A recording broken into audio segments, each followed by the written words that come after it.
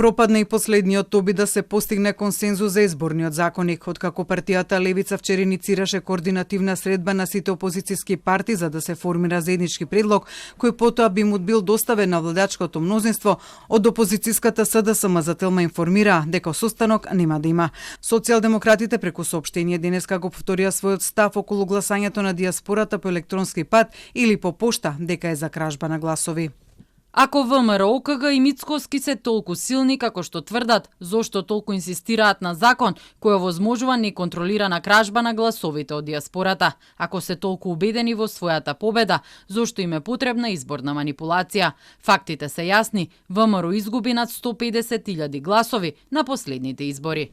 Социјалдемократите со ниту еден збор во соопштението не реферира на барањето на Левица да се постигне консензус, но од Левица пак ги обвинија социјалдемократите дека се обидуваат да држат лекции за опозиционерство на парламентарна партија која иницира координација на опозицијскиот блок околу суштинска реформа на изборниот законник.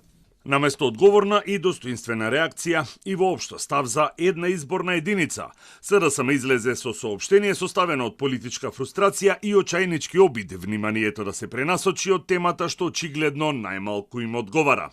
Наместо да објаснат дали се за една изборна единица, дали секој глас треба да вреди еднакво и дали Македонија конечно треба да добие поправеден изборен систем, тие упорно се обидуваат дебатата да ја сведат на конспиративни теории. Според нив, одбивањето на координација представува директно пропуштање на можноста власта да биде обврзана да прифати заеднички опозицијски став. Од ДУИ пак велат не добиле покана за средба.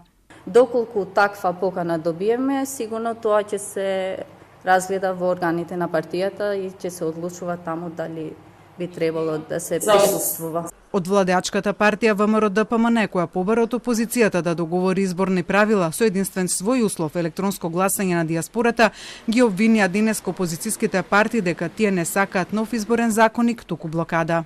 Остануваме и понатаму веднаш спремни такво законско решение да го прифатиме, да го подпишеме и да го поднесеме со цел Македонија да добие изборен законник кој што ќе го напреди моделот на изјаснувањето на дијаспората, но и ќе го исполни бенчмаркот кој што го имаме во насока на исполнување на обврските од реформската агенда.